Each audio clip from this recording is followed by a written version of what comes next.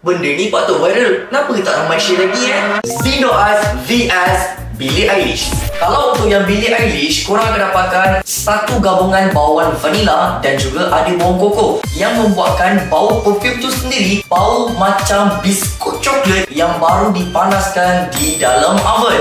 Manakala kalau untuk Zindo Ice kita, bau dia sama je, bau manis, vanila dan juga ada campuran coklat. Apa yang membuatkan mereka berbeza adalah dari segi harga untuk korang. Untuk Zindo Ice, korang akan dapatkan dengan harga yang mampu affordable dan juga lebih reciprocate. Kalau korang nak something yang sama dengan Billie Eilish tapi mungkinlah korang ada certain budget yang korang perlu memikirkan panjang, try ambil Zindo Ice. Jadi korang dah tahu dah, Zindo Ice ni harga sangat-sangat murah. Cumanya kalau korang nak dapatkan harga yang lagi best, jackpot, masuk dalam live ataupun cuba tengok dekat beg kuning sekarang.